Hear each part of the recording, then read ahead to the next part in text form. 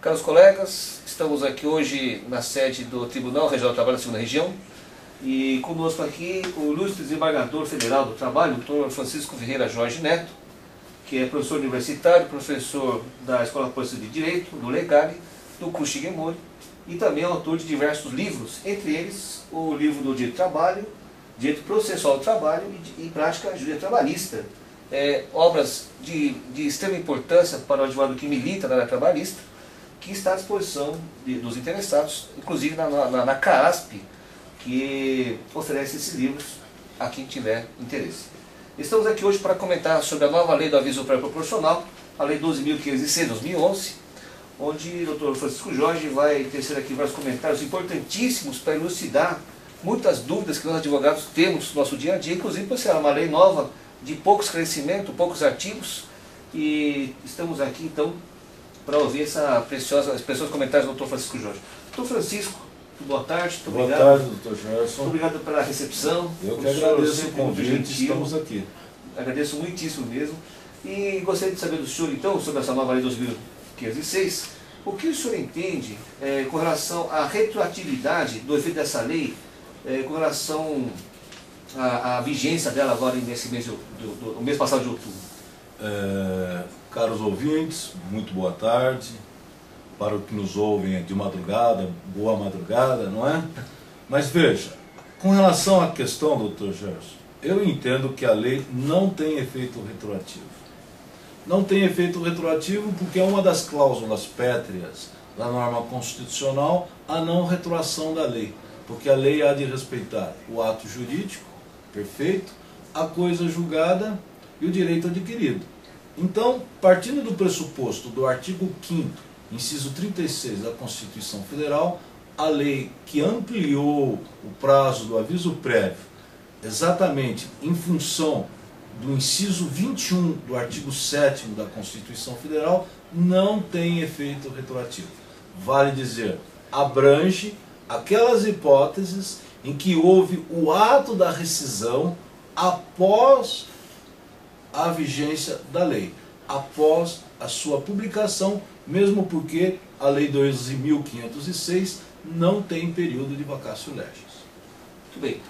Doutor Francisco, com relação aos contratos de trabalho, onde o empregado pediu demissão ou foi dispensado sem justa causa, nesses casos, aplicaria-se também, como que se aplicaria aí a proporcionalidade do aviso prévio?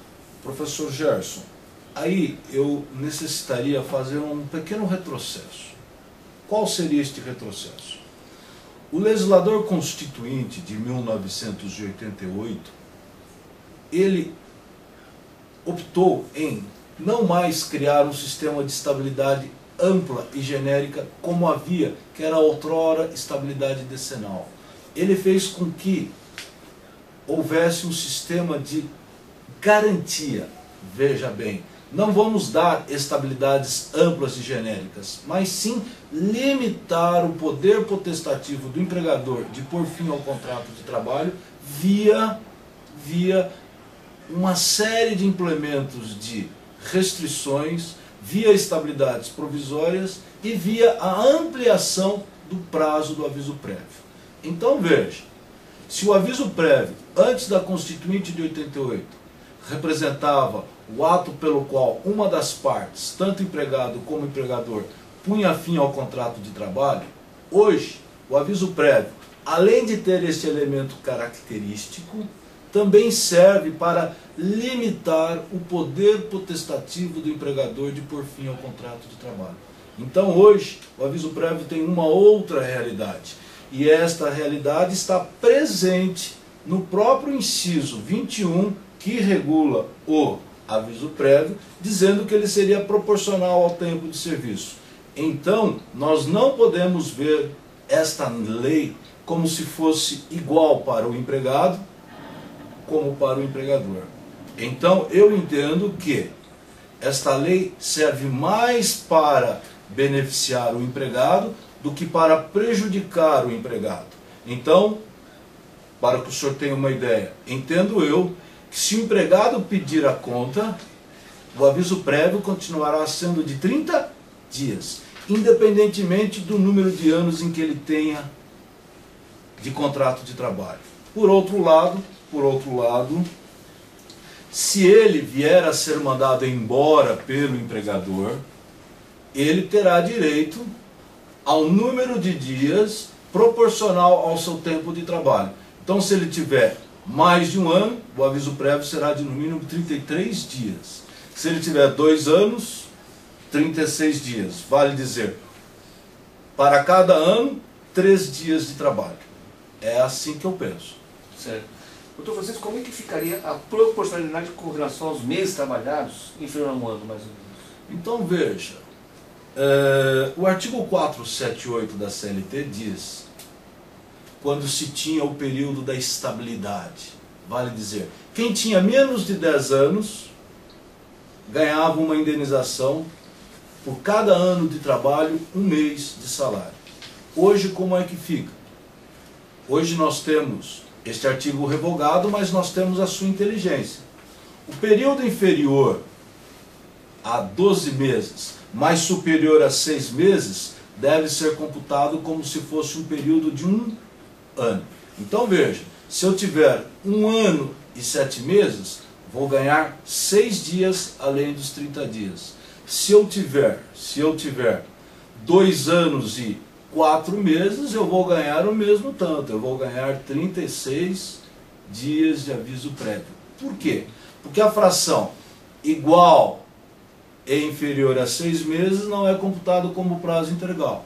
Agora, o que é acima de 6 meses, como se fosse 1 ano. Nós também poderíamos fazer uma outra opção, professor Gerson. Poderíamos dividir 3 dias por 12 e por cada mês completo a fração correspondente. Talvez fosse mais justo, aí pegaria também aquele número de meses inferior a 6 meses. Certo, muito bem. Professor, com relação ao início da contagem do ano, como é que ficaria? Quando começa a contar o ano para efeito de aviso pré-proporcional? A lei, professor Gerson, não tem efeito retroativo. Contudo, ela tem efeito imediato. Então, ela pega os atos da rescisão contratual que se operaram após a publicação da lei e pega todos os anos do contrato de trabalho que tenha início ou pegam-se todos os anos do contrato de trabalho, mesmo que eles tenham ocorrido antes da vigência da lei. Por quê? Porque a lei não estabelece nenhum requisito específico para a contagem do tempo. Então a lei pega tantos meses antes, pegam-se todos os anos antes do término da lei, antes do início da vigência da lei, como também após a vigência da lei. Então, por exemplo, eu entrei no ano de 90, estou sendo mandado embora hoje. Eu tenho exatos 21 anos. Eu terei direito a 42 dias de aviso prévio, além dos 30 dias normais. Então veja, a lei é de eficácia imediata e pega os anos do contrato de trabalho, independentemente de que esses anos tenham ocorrido antes ou após a vigência da norma. Contudo, o que nos interessa é que o ato da demissão tenha ocorrido após a vigência da lei, porque a lei não tem efeito retroativo, mas ela tem uma eficácia imediata. Ela pega os contratos em curso, independentemente do número de anos antes ou após a vigência da lei, mas o importante é que o ato da rescisão tenha ocorrido após a vigência da lei. Professor Gerson. Muito bem. Professor, com relação aos empregados emitidos há mais de 24 meses, retroativos à data da vigência da lei, como ficariam esses contratos? Professor, bela pergunta. A OJ 86 da SDI 1 do TST deixou claro que o inciso 21 era uma norma constitucional de eficácia limitada. Necessitava da regulamentação infraconstitucional. Logo, nas ações ordinárias trabalhistas, o juiz de primeiro grau não poderia majorar, porque necessitava da atuação legislativa via lei ordinária. Esta lei veio só agora, em outubro de 2011, e sem efeito retroativo. Então, como é que ficam aqueles trabalhadores que foram dispensados nos últimos 24 meses anteriores à vigência da lei? A solução, infelizmente, é a oposição de um mandado de injunção. O mandado de injunção, como nós sabemos, no artigo 5º, inciso 71 da CLT, tem como objetivo a busca de uma norma regulamentadora para o caso concreto. Então nós poderíamos pensar em mandados de injunção individuais ou plúrimos junto ao STF, ou, em melhor situação, mandados de injunção coletivos ajuizados pelos próprios sindicatos, que detêm, como o senhor sabe, professor Gerson, a legitimação extraordinária ou a substituição processual de acordo com o artigo 8º, inciso 3º da Constituição Federal. O que eu entendo é que não é possível, em uma ação individual proposta hoje, no primeiro grau trabalhista, seja individual ou plurima, ou mesmo uma ação coletiva, ordinária, que possa se ter esta legislação, esta situação para a parte. Por que que eu entendo que não é possível? Porque a própria norma constitucional prevê o mandado de injunção. Muito bem. Com relação ao aviso prévio trabalhado, professor, o senhor acha que também a redução de 2 horas aos 7 dias, como é que ficaria essa parte? Também aumentaria essa redução ou não? Para o empregado que venha a ser mandado embora pelo empregador, também continua tudo como dantes, como se ele pedisse demissão. Se o empregador exigir que ele cumpra o aviso prévio será de 30 dias.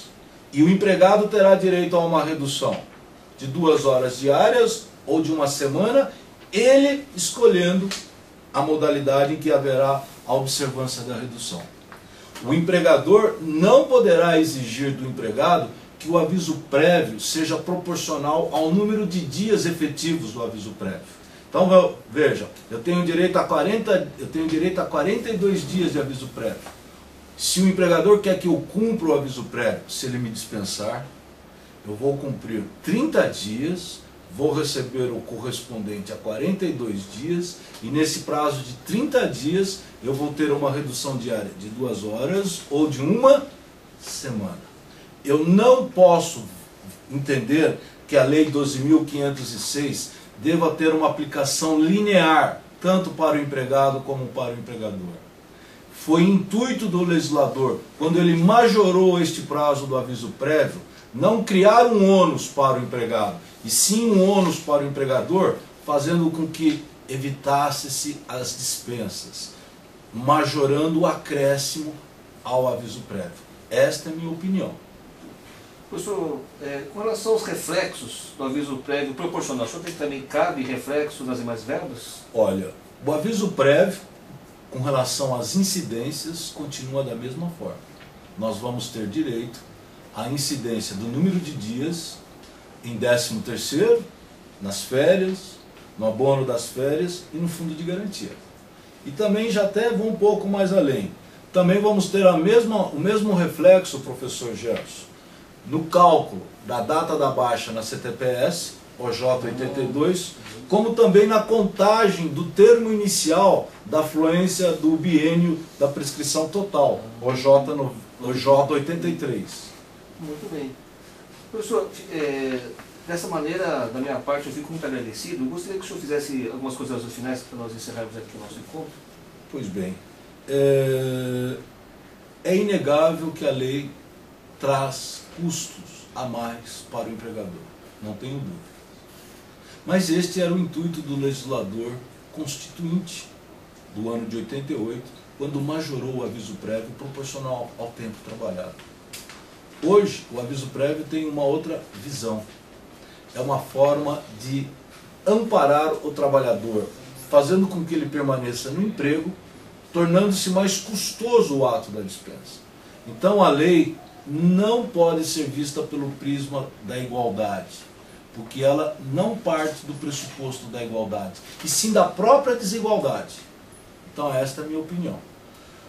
Que ela vai trazer custos? Sim, mas nós devemos pensar que a opção do legislador de há 22 anos atrás só agora está sendo implementada.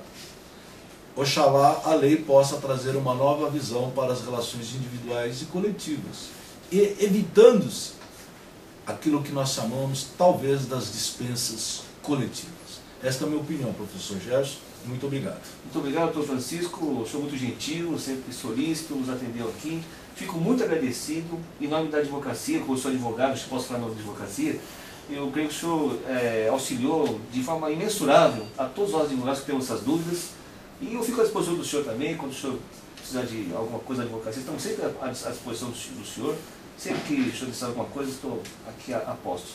Muito obrigado mesmo. Eu que agradeço, aos ouvintes, agradeço pela audiência e até a próxima edição, se Deus quiser. Muito obrigado, um grande abraço a todos.